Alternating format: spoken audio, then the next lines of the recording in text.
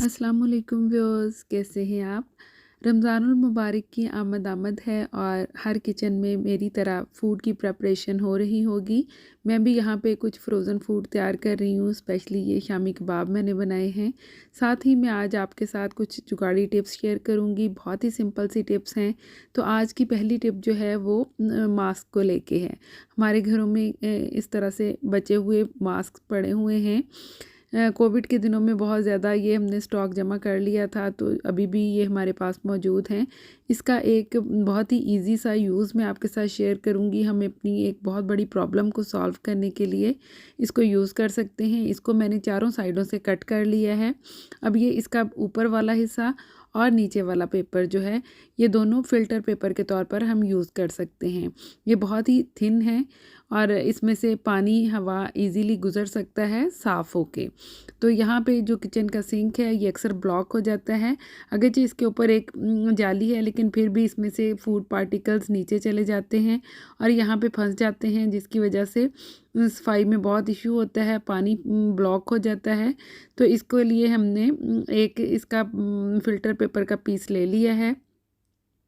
Centre से मैंने इसको कट लगा दिया है और ये जो ऊपर वाली जाली है ये इसके अंदर से इस तरह से गुजार के तो इसको हम बंद कर देंगे।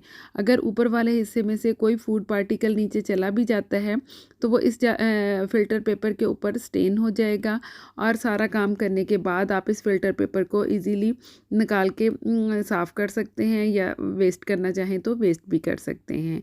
यहाँ पे आप देख सकते हैं ये कुछ सब्जियाँ वगैरह मैंने वॉश करके रखी हुई हैं।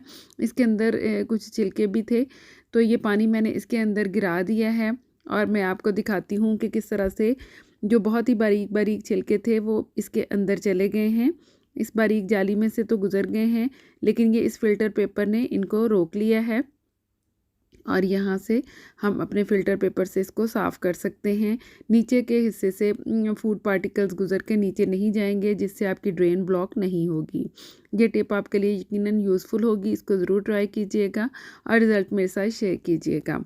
आज की दूसरी टिप की तरफ चलते हैं, जो कि सीज़र्स को लेके है। हमारे पास छोटी बड़ी बहुत सारी सीज़र्स होती हैं जो कि हर वक्त सारी यूज़ नहीं हो रही होती।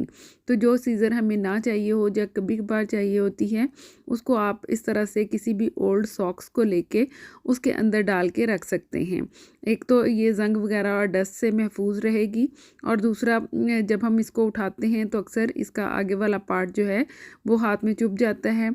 इस तरह से अगर पड़ी होगी तो ये बहुत ही सेफ़ रहेगी और चाहे महीनों पड़ी रहे, इसके ऊपर डस्ट वगैरह भी नहीं पड़ेगी।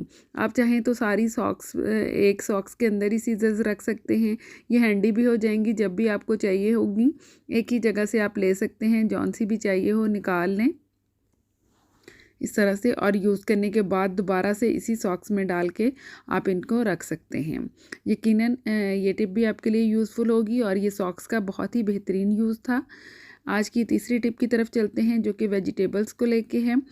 जब हम सब्जियां छीलते और काटते हैं तो बहुत मैस होता है, काफ़ी दूर दूर तक छिलके बिखर जाते हैं। तो इसके लिए एक छोटा सा जुगाड़, इस तरह के शॉपिंग बैग्स हम सबके घर में आते हैं। अपने चॉप बोर्ड को मैं इस तरह से इसके अंदर डाल लूँगी। सिंपली मैंने इस पेपर के शॉपर के अंदर डाल लिया है। अब सबसे पहले मैंने सब्जियों को छीलना है। जो भी सब्जियां आपने छीलनी हो इसके ऊपर इसी तरह से छीलते जाएं और ये सारे छिलके जो हैं इसी के ऊपर जमा होते जाएंगे। जौन जौन सी भी सब्ज़ी आपने छीलनी है इसी तरह से छीलते जाएं। सारे आलू भी मैंने छीले हैं और कुछ गाजरें भी मैंने पील करनी है।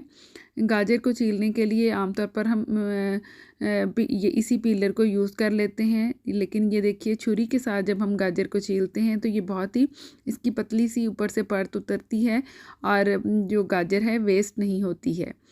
यहाँ मैंने एक गाजर छुरी के साथ छीली है और नेक्स्ट वाली मैं आपको पीलर के साथ पील करके दिखाती हूँ कि पीलर से पील करने से गाजर कितनी ज़्यादा वेस्ट होती है।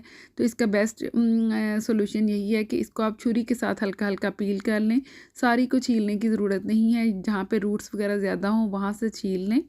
और अब मैं आपको बताती हूँ कि अगर हमने सब्जियों को छील लिया है तो उसके बाद सिंपली इस पेपर में से चॉप बोर्ड में निकाल दूँगी, ये इस तरह से। और इस शापर को हम इस तरह से पकड़ लेते हैं और चाहे तो वेस्ट कर दें, चाहे तो ये छिलके फेंक के इसको दोबारा से रीयूज़ भी कर सकते हैं। अब इस चॉप बोर्ड के ऊपर सब्जियां रख के हम आसानी से कट कर सकते हैं और कोई मैस नहीं हुआ। आप साइडों पे देख सकते हैं छिलके बिखरे नहीं हैं। तो आज की चौथी टिप की तरफ चलते हैं, जो कि ज़िप को लेके है। अक्सर हमारी जैकेट्स या बैग्स वगैरह की जो ज़िप होती हैं वो अटक जाती हैं, जिसकी वजह से बहुत प्रॉब्लम होता है और उसको रिपेयर कराना पड़ता है। यहाँ पे एक छोटी सी ट्रिक मैं आपके साथ शेयर करती हूँ कि सिंपल आपने वैसलीन लेनी है थोड़ी सी, चाहे तो ये इस तरह से कॉटन स्टिक के साथ थोड़ी सी निकाल के तो इस तरह से यूज़ कर लें, चाहे तो फिंगर भी यूज़ कर सकते हैं। ये आपने जहाँ से ज़िप अटक रही है उस जगह पे आपने इसको इस तरह से अप्लाई कर देना है।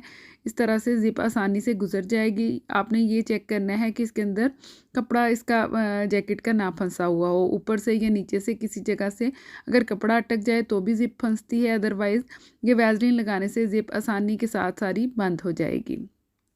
ये देखिए, जो अटक चुकी थी अब आसानी से क्लोज़ हो गई है और सारी की सारी ज़िप मैंने बंद कर ली है ना। बहुत ही आसान सा सॉल्यूशन।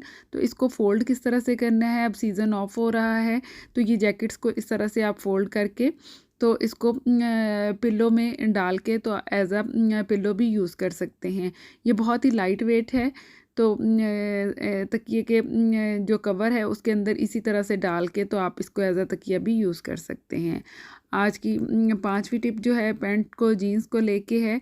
इसको फ़ोल्ड करने के लिए मुख्तलिफ मुश्किल तहें हमको सिखाई जाती हैं, लेकिन बहुत ही ईजी सी तय मैं आपके साथ शेयर करती हूँ। सिंपल आपने इस जगह से इसको पकड़ना है और ये थोड़ा सा फ़ोल्ड करना है। उसके बाद इस तरह से सिंपली इसको फ़ोल्ड कर लें। ये देखिए कितनी बारीक सी तय बन गई है। इस तरह से इसको ऑर्गेनाइज़ करके रख सकते हैं। यकीनन वीडियो आपको पसंद आई होगी। लाइक करें। अल्लाह हाफ़िज़।